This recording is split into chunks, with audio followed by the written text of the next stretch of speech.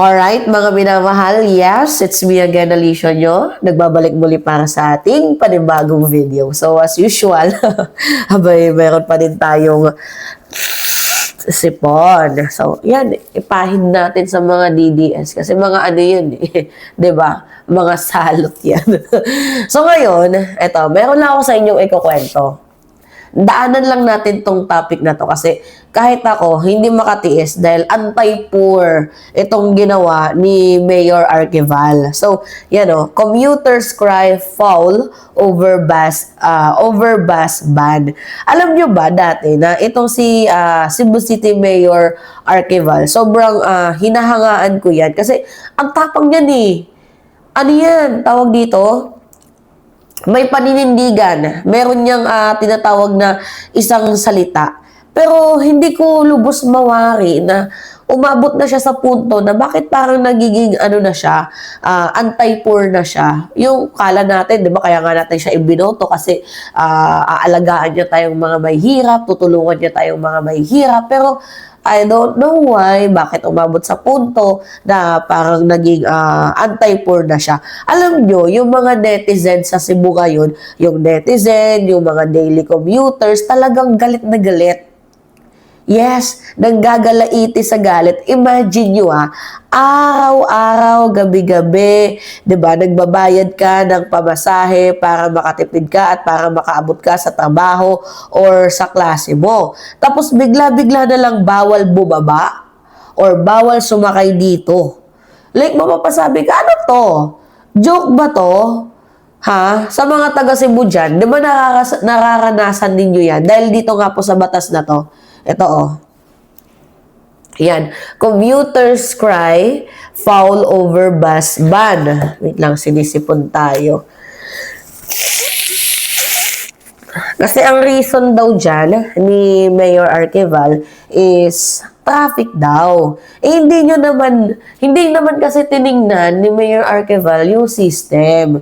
Bakit ba nagkaroon ng traffic? Kasi ang dami na pong mga private vehicles. Just like dito sa Manila, hindi mo pwedeng iban yung mga jeepney, yung taxi driver. Kasi sila, yung mga naghahatid ng pasahero, 'di ba, sa murang halaga. So, dapat yung iban at i-phase out dito, yung mga private vehicles, siguro nga kung tawag dito, kung po pwede. One family, one car only. 'Di ba? Para nang hindi dumami ang mga private vehicles or i-improve, 'di ba? Yung mga daanan, magpatayo ng subway, railway, madaming tren, 'di ba? I-improve yung way of transportation kasi ang laki naman ng budget na binibigay sa inyo. Pero bakit kailangan ninyong sagasaan, di ba mga minamahal, ang mamamayang Pilipino, lalo pat yung mga ordinaryong mamamayang Pilipino, di ba, na salat na nga sa hirap, papahirapan nyo pa. Alam niyo, ito yung nakakalungkot. Mahirap na nga, pinapahirapan pa ninyo. Hindi nyo ba nararamdaman yung feelings, di ba, ng mga taong yan? May puso din naman yung mga yan eh. Di ba, yung mga estudyante ngayon dyan sa Cebu Institute of Technology University, yan, sila mismo, mga minamahal, ang nagreklamo. Kasi imagine nahuhuli na sila sa mga klase nila. Always. And bukod pa doon, gumagastos sila ng dagdag jeepney fare, tapos dagdag oras pa. Hindi lang pagod ang meron ang inaanda sila, mga minamahal, kundi sakripisyo din. Okay lang sana kung yung nagsasuffer si Yorme, si Mayor Arquival, 'di ba? Eh hindi naman. Yung mga commuters naman, hindi naman official na may mga private vehicles ang nagsasuffer diyan, kundi yung mga public commuters. Alam niyo, kwento ko sa inyo mga minamahal, ito yung depensa ni Mayor Arquival. Kasi ang sabi niya, this policy has been placed for a long time. So, matagal na daw tong polisiya na to. So, basically, gayon lang daw po ito napatupad ng may paghihigpit. So, ngayon lang daw po ito. So, ang pinaka-main reason niya daw doon is para mabawasan daw ang traffic. Pero, teka lang. Kung yung pinoproblema mo is yung traffic, bakit hindi mo tingnan kung gaano ba kadami yung mga private vehicles dyan sa inyo? Kung meron bang way of other transportation, meron ka bang mga napagawang railway, subway, train, or whatever. Tinignan mo ba yun? Diba? So, bakit parang problema pa ng mga commuters yung traffic? Sabi ni Mayor, 60 to 70% daw congestion galing daw sa bus stops. Wow ha! Yung bus stops pa talaga ang sinisi mo. Pero mga minamahal, hindi yung totoo. Yung pinaka-root cause dito, sobrang daming sasakyan sa kalsada.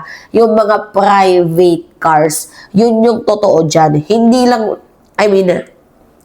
hindi buses ang problema, kundi yung mga private cars. So, ang tanong, bakit yung mga drivers or yung mga pasahero, bakit sila yung target mo? 'Di ba? Parang bakit sila yung mas pinapahirapan mo?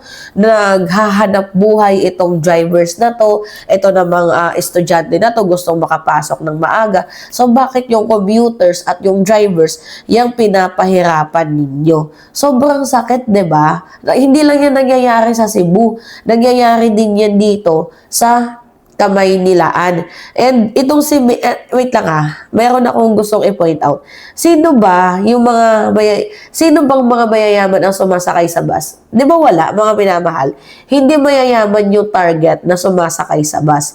Hindi mga naka-SUV.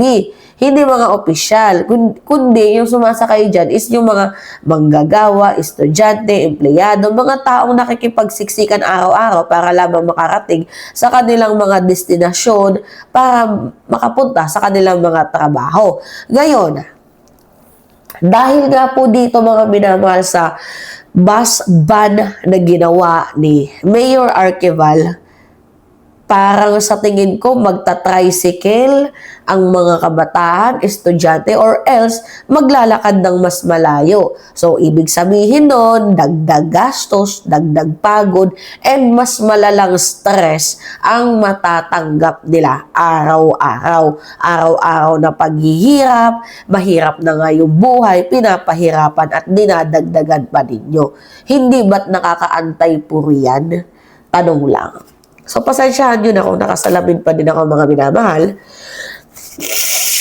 Gawa nga na, nagluluha-luha pa din ang ating, nagluluha-luha pa din ang ating mga mata. So, yung mga bus operators, nagsalita din sila, mga minamahal, na abrupt, disrupted, and walang consultation na ginawa. Hindi man lang kinausap bago ipinatupad. So, masakit yun sa dibdib nila. 'Di ba? So, ang hiling lang naman nila, simple lang, kung ayaw ma-indiscriminate yung stops, mga binabal, magbigay na lang sana sila ng designated area para sa mga bus stops. Yun lang naman yung hiling ng ating mga drivers. Kung gusto naman ng madisiplina yung traffic, edi ayusin yung sistema. Hindi ban ang solusyon dyan. Para bang, mga minamahal, parang gusto nila na i-pace out yung mga jeepney drivers, hindi nila naisip, on the other hand, madami mga poorest of the poor na katulad ko, ang gumagamit ng mga jeep, ng mga bus. Pero ngayon, ano yung naging sagot ng City Hall? Aba, mismo, orada, sila pa yung galit, di ba? Sino ba yung nagsasacrifice? Mga minamahal. Di ba, walang iba kundi yung mga commuters palagi. Kami yung nagsasakripisyo, hindi naman yung mga opisyal. So, bakit kayo nagdedesisyon? Ang sasarap ng buhay ninyo, bakit parang kami lang yung pinapahirapan ninyo? Itong si Mayor Arquival, matapang to, may paninindigan to before. Oo. Dati. Pero ngayon, parang nagiging anti-poor na siya dahil parang nagpapaangat ata ng pangalan, we do not know. Sa kanyang pagpapatupad ng bus ban policy, malinaw ito na matatamaan dito mga minamahal ang mga ordinaryong mamamayang Pilipino. Kung gusto mo talagang resolbahin ang traffic, dapat holistic resolution ang gagawin mo. Di ba mga minamahal? Dapat holistic resolution ang gagawin mo. hindi yung shortcut na magpapahirap lamang sa mga mahihirap. Sabi nga ng mga operators, pwede namang magbigay ng designated, tawag dito, designated stops, pwede naman mag-consultation, pwede namang gawa ng matinong pamamaraan, pero bakit pinili niya ang total ban nang walang consideration? So, it means na malinaw na anti-poor itong si Mayor Arquival. At hindi lang yan sa Cebu nangyayari, sa buong Pilipinas din. 'Di ba? So, yun po mga minamahal, kung nagluluha-luha pa tayo. Anyway, it's me again, Alicia nyo. Yes, nagbabalik muli para sa ating panibagong video.